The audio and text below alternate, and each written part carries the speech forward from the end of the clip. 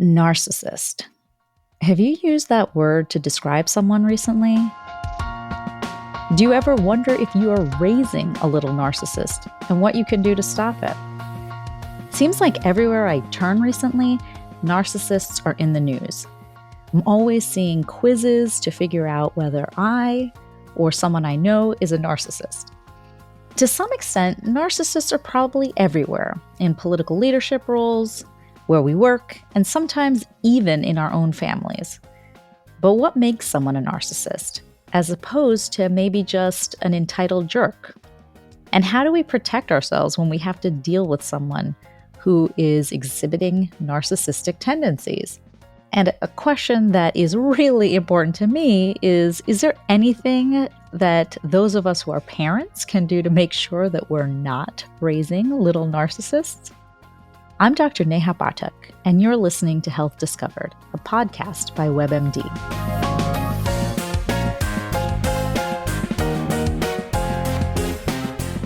With all these questions in mind, we reached out to an expert to find out more about what makes someone a narcissist, what narcissism actually is, and why it seems so pervasive these days. Keith Campbell is a professor of psychology at the University of Georgia and author of The New Science of Narcissism, Understanding One of the Greatest Psychological Challenges of Our Time, and what you can do about it. Okay, looks like we are good to go. How are you? Good, thank you. How about yourself? I am, hanging in. Today was the... That's how it's been for 2 years. Is that not the appropriate answer anymore? I know. I'm just sort of like, do you really want to know? Because I'm not able to sugarcoat it. I'm always like, yeah, it's horrible today, actually. Yeah, I'm sorry, but we're together and it's going to get better. It's good. Thank you. Yeah, it was the first day of school for my two girls. So, it's all that madness of waking up and no one's ready. And there you go. I know the process. Mine starts next week. Yep. All right. Well, thank you so much for being here. Is it cool with you if I call you Keith? Oh, please. Yeah. All right. Perfect. So I was reading a lot about you and a lot of your work, and you are a renowned expert on narcissism. So that brings me to my first question is, how does one decide to become a renowned expert on narcissism? Yeah, well, like a lot of things in academics, it's not like a childhood choice. I didn't wake up at age 5 going, I just want to understand the ego. It was something I started studying in graduate school for some academic reasons. It's this question of self-enhancement that we have. People like to inflate themselves. So narcissism was an interesting way to get at that. And I was kind of interested in the non-self and how to study the lack of ego, more of a Buddhist perspective. And I could never figure that one out. So narcissism kind of worked for me in graduate school. And what happens is you study something that just keeps on, it's like the gift that keeps on giving. So people invent selfies and you're like, oh my goodness. And then they invent social media. You're like, oh, Facebook, there we go again. And then there was, the school shootings, which I hate talking about, but that was another thing. And so, so narcissism, unfortunately or fortunately for my career, has been kind of the gift that kept on giving in a really kind of unfortunate way. But that's where we are.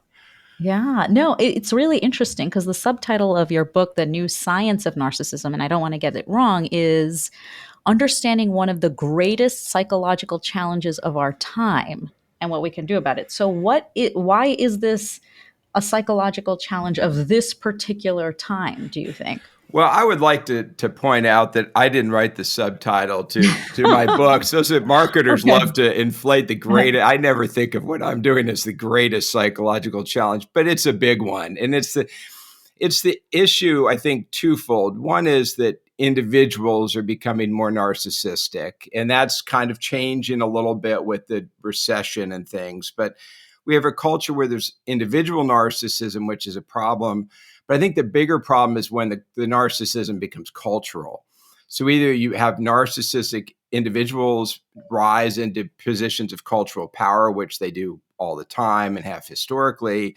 And you also have a culture that really focuses on the individual, sort of radical individual atomization. People are, living alone. They're socially isolated. They're online. They're creating their own universes. So there's a lot of just breaking up of people. And people have talked about this a long time, going back to the 60s and 70s, 80s.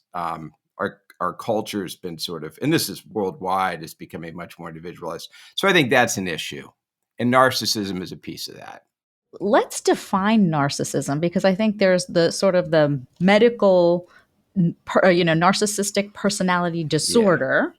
And then there's what we commonly think of as narcissism, and we kind of throw that term out. So could you help us differentiate between those two terms? Yeah, 100%. So most of the research and most of what we're studying is looking at narcissism, the personality trait. And what that means is a personality trait. It's sort of a pattern of behavior that an individual has over their life. There's some stability to it. And that most people are somewhere in the middle. Most people are a little bit narcissistic. It's normal. It's sort of, it's adaptive. You got to want to be the leader sometimes. You got to be comfortable taking a selfie. So there's this sort of idea that narcissism is a trait. Some people are pretty high in that trait, and that can lead to problems. And some people are maybe low in that trait, and that could lead to problems potentially.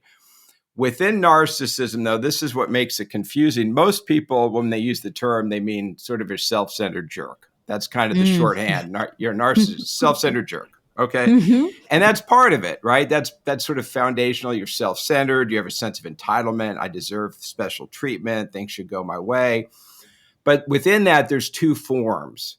There's one form of narcissism, which we see more in politics, we see more in our bosses, we see more in the people we date, which is this more grandiose form where you have this self-centeredness, but you also have drive and charisma and extroversion and energy, and you can be a pretty likable person. So I meet people that are real grandiose narcissists. I usually kind of like them when I first meet them. They seem outgoing and energized and confident, and they can make you feel good if they want. There's this other side to narcissism, this other form, which is called vulnerable narcissism. And this is where you see the much more defensive piece. I'm a big deal. The world should go my way, but no one really sees how great I am. Everyone's threatening me. They don't give me the praise I deserve. I'm going to get back at those people for not, building me up the way they should. And the more vulnerable narcissists end up in therapy more for depression or anxiety or something along those lines because they're not working as well. So then to get back to the original question, what happens occasionally, and this is maybe 1 or 2% of the population at any time, is that narcissism becomes so extreme. It's usually grandiose, but also some vulnerability or defensiveness. It becomes extreme. It becomes inflexible. You can't really turn it off, even if you want to.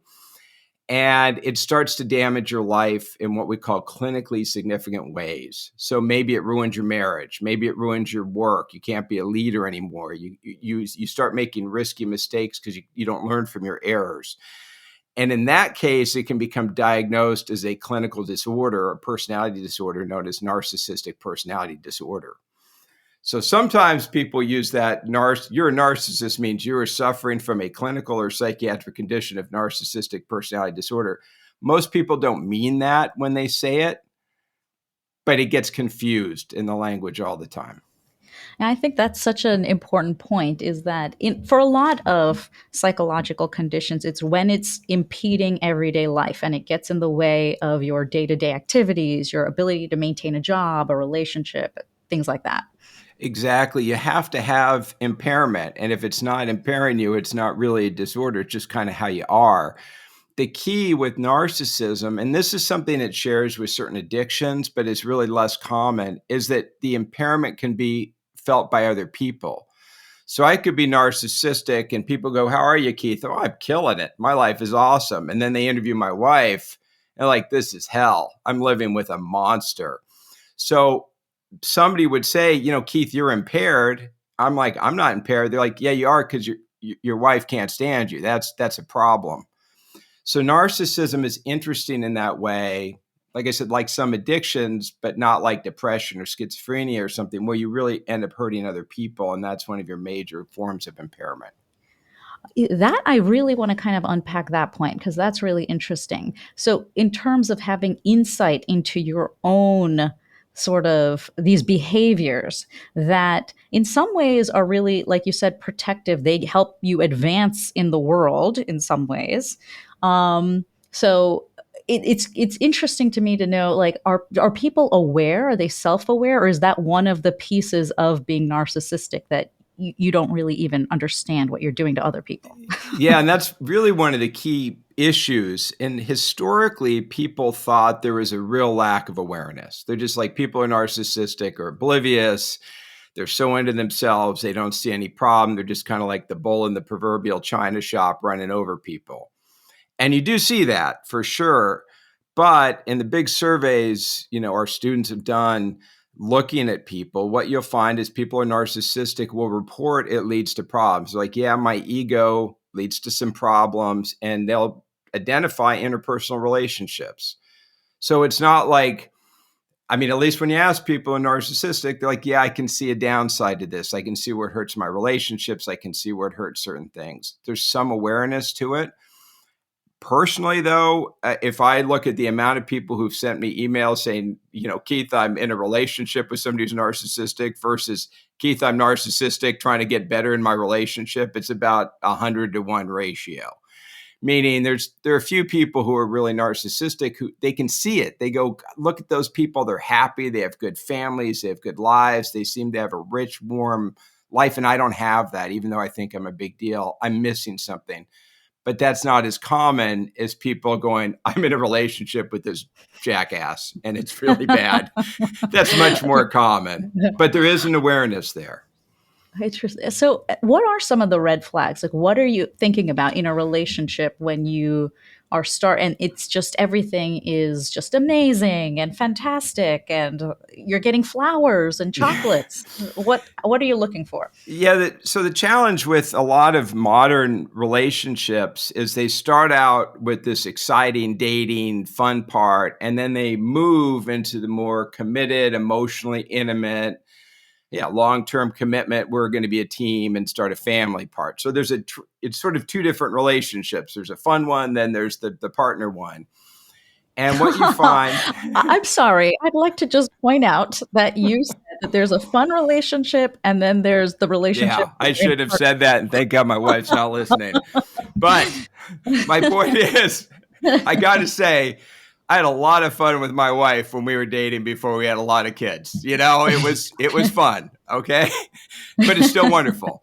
But there's a transition there. Oh, I got in trouble. I'm busted. But the challenge is when you start dating somebody, usually if somebody's exciting and seems engaging and energizing, that's really fun. And so when you start dating people who are narcissistic, it's often very satisfying. It's often very exciting. It's often really exciting. And so you get caught in these relationships sometimes because it's hard to see. So what I suggest people do is you don't look at what the person's telling you when you're meeting them. You don't look at what they put on the Tinder or whatever app they use or what you say on your first date. You look at somebody's history. And people who are narcissistic are going to have a history where they've damaged people and damaged relationships over and over. It's like a tornado going through town.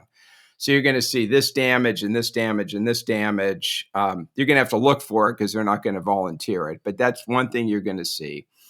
The other thing that sometimes is useful is watch how people treat people who aren't in their power league or they're not dating. So if you're out with somebody, watch how they treat the staff, watch how they treat other people at the restaurant, watch how they interact with the world with people who they think they're better than, if that makes sense. And so, because when you see that when the narcissist is talking to you and they want to date, you're not going to see through that. If somebody's flattering, I mean, I couldn't see through it for a second. I'm a total sucker for this stuff. But when you start looking around at somebody's life and you go, that looks pretty bad, or that's not a great sign, or there's not a lot of love there, there's not a lot of kindness there. If they're lacking that compassion, kindness, love, empathy, that's kind of the red flag. And that's so interesting because it kind of gets back to your society point where, you're thinking about people like on an individual level, but then how are we functioning in societies, and then societies that create systems where it's almost okay to treat people badly if you're, nowadays on an airplane, or nowadays if you're, working with us, talking to a service worker. So that's so interesting because it gets back to that point of both the individual and societal level narcissism. Yeah, and you really want a society where people are treating each other with respect, like each other have souls. It's not, not really complicated. If you see somebody, I don't mean to get all woo with people, but like I look at someone, that person's got a soul. I got a soul. We're kind of the same deal. It makes life pretty easy. But if you don't think like that, and by the way, they put so much stress on people now and so much fear, and it's hard. It's hard to be loving when you're scared.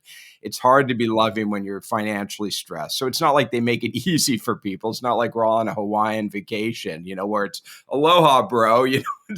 It's a hard time. But yeah, I think that breakdown of individuals seeing each other as individuals, it will fracture the whole society. And then you have a low trust society, and that's what's happening right now. You can look at trust in institutions. They've been collapsing for 20 years. And I haven't looked at the data in maybe 4 or 5 years. I guarantee you it's gotten worse. And that's not good. It's not good. You're right. I mean, I think just thinking in terms of medicine and being a primary care provider, you kind of have these previous surveys that showed that primary care providers, nurses, pharmacists were very trusted members of society. So messages coming from them for your health and for other messages were probably something that was going to have an impact on someone. And I haven't seen it recently post COVID, but just anecdotally, that does not seem to be a place where people are going for Yeah. information they trust. Yeah, I think professors are now in the same boat as well. So the idea of having a trusted authority it's just kind of gone. And some of that was at least I'll speak for professors, not medical professionals, because not what I do. But a lot of it was a self-inflicted wound. I mean, you get on Twitter all the time and say crazy stuff, and people start going, "You don't seem that smart. You seem like a knucklehead like everybody else." So social media, in a way, opened up a lot of things. Um, and but there's also the society where when you don't have that natural respect, you don't have natural trust, the thing just collapses. Yeah, and I don't see how you build it back either. It's harder to build trust than to lose it. Like anyone knows from a relationship, right? You can have a trusting relationship, but when you lose trust, it's really hard to get it back. And it's very unfortunate. That brings me to another situation. So the work life. So many of us are, spend the majority of our lives at work.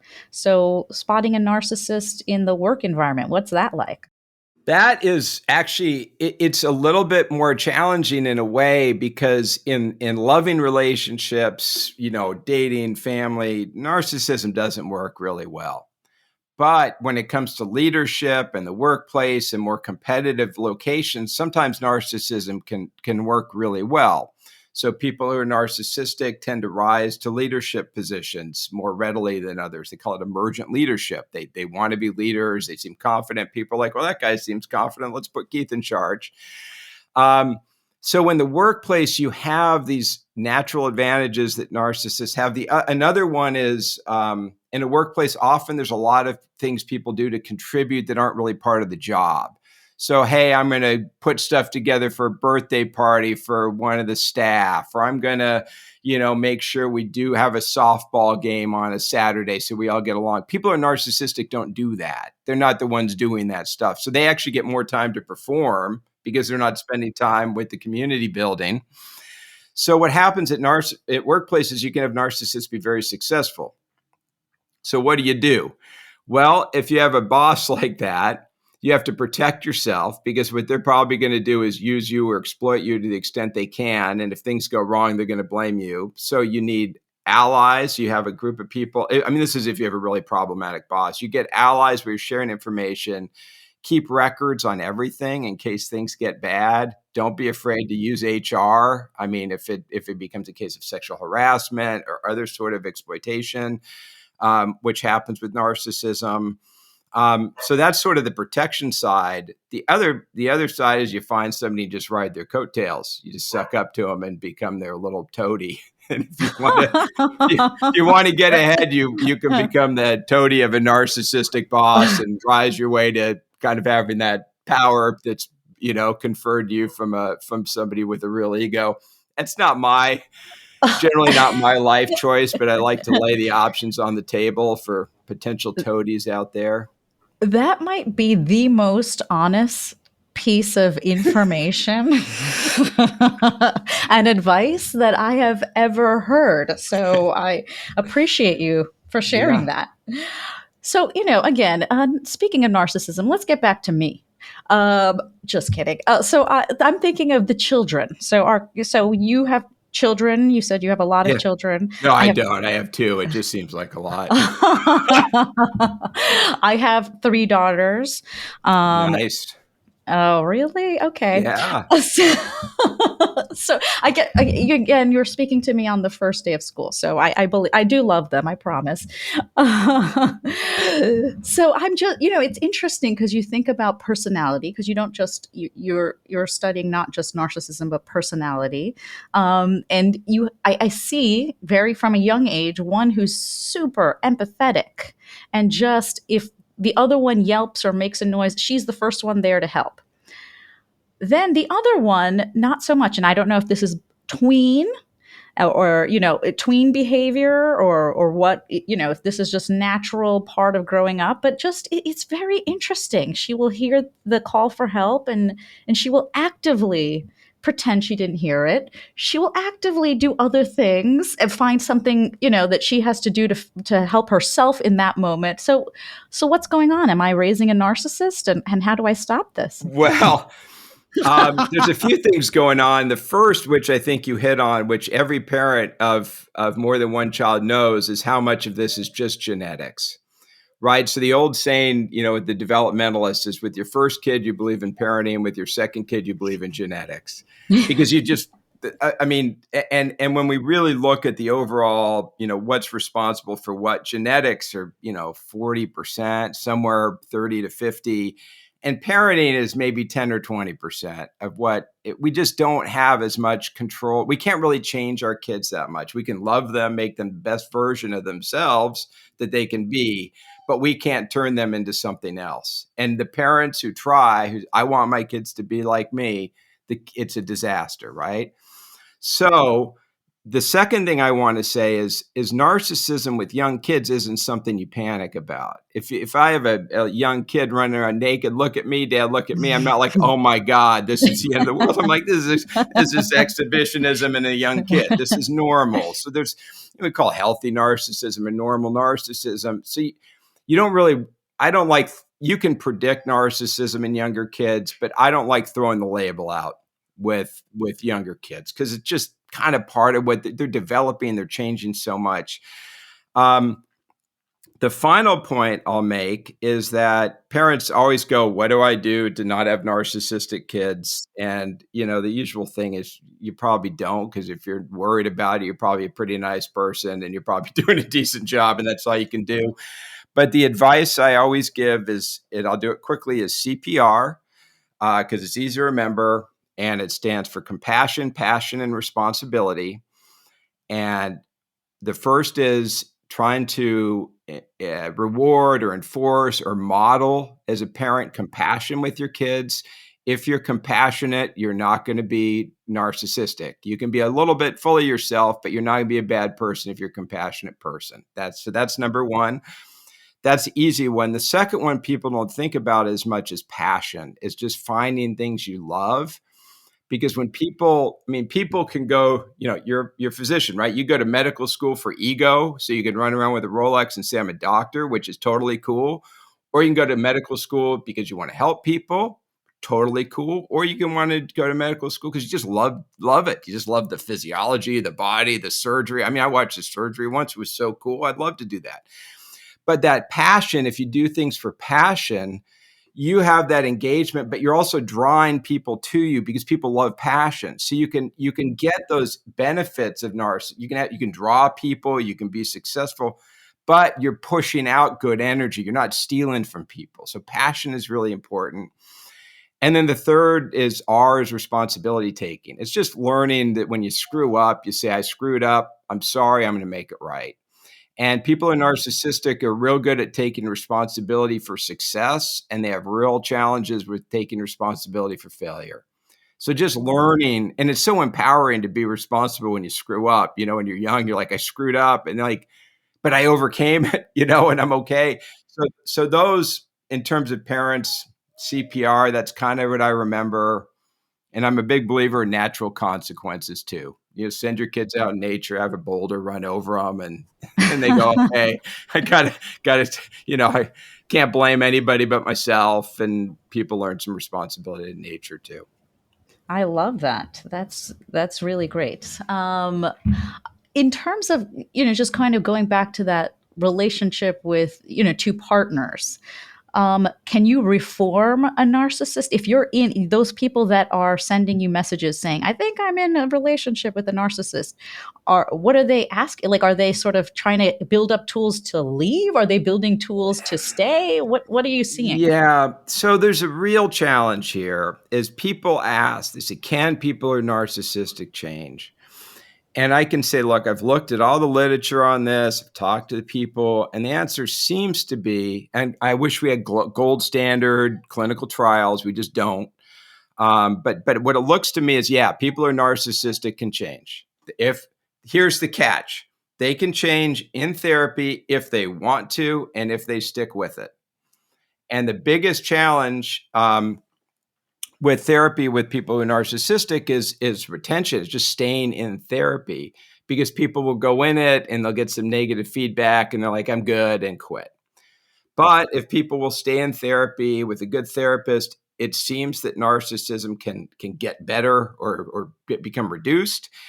And the therapy itself doesn't seem to matter so much. I mean, I've seen group therapy work. I've seen, more cognitive behavioral therapies. I've seen more psychodynamic type therapy. All the different therapy modalities seem to be potentially effective.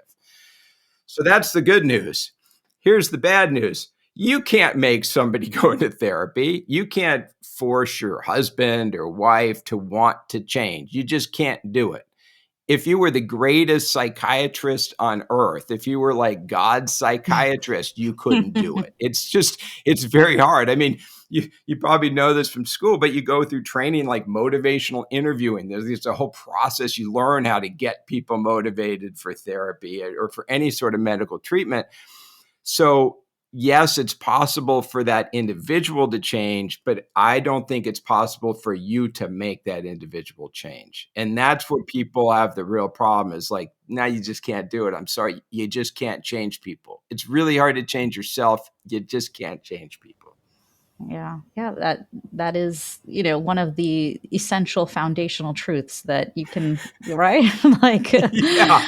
um, so in terms of the ability to change, is there some factor also with overlapping conditions? So if you have other overlapping, maybe personality concerns, I don't even want to call it a disorder, but personality issues or other types of medical problems or psychiatric problems, that it becomes harder? Or So my answer, the quick answer would be yes, because it's sort of untangling things. But I'm trying to think in my own mind, like what would be your classic, oh yeah, we've got the narcissism and we've got the addiction. So that would be one you'd see. We've got the narcissism and the cocaine addiction. Okay, we got to work with both those problems. Narcissism and marriage problems. But narcissism, what would you see it with? Paranoid personality disorder, borderline personality disorder, maybe bipolar disorder. So some of the things you might see go with it, yeah, they're going to make treating it harder. But, clinical diagnosis is so hard. It's always kind of messy. And, but yeah, I do think more is worse. I think a history of trauma with narcissism is going to make it harder to treat than if it's just sort of there. But it's always a little bit challenging to treat narcissism because people who are narcissistic like who they are. So it's harder to change than if you walk in like, I don't like myself, I'm depressed, I have low self-esteem, it's hard to change. Now imagine if you like yourself, you don't have low self-esteem, right? Yeah. Right. So anything that you really wanted to get across that I haven't asked you about? No, I don't really. Here's what I will say to people, which is just something you didn't ask about, is that when people are interested in science and interested in something like narcissism, don't be afraid to get on Google Scholar and look at research yourself. Don't be afraid to read books. You're not, like we were saying before, I'm just an academic, but I'm just a dad. I just do my best, not some super genius. You can figure this stuff out. And so I guess I encourage people to just not be afraid to dig in and try to think through stuff. So it's kind of like the same thing, like with medicine, where if something's wrong, you feel like something's wrong, then that's a good time to sort of regroup, take a breath, figure out what could make it better. And so Yeah. that includes seeking help through, therapy or, like you said, individually. Yeah. We have Start looking, and then, like everyone, finding a good therapist is really hard. That's the other thing. I think it's probably the same with primary care physicians, just hard to find people. So don't be afraid to just keep looking. Just go for it, and just stick with it because it's worth it to figure stuff out. Thank you so much for such a great conversation. I really appreciate your time. Oh, thanks for having me. That was great.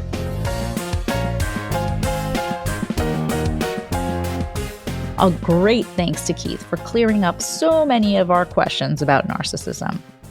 If this discussion sparked your interest in learning more about narcissism, you can check out Keith Campbell's latest book, The New Science of Narcissism: Understanding One of the Greatest Psychological Challenges of Our Time and What You Can Do About It. You can get it at Amazon and other book retailers. Thanks for listening to Health Discovered, a podcast by WebMD. I'm Dr. Neha Bhatta, Chief Physician Editor of Health and Lifestyle Medicine, and I want you to be happy, healthy, and here for our latest episodes. So follow us on your favorite podcast app. See you next time.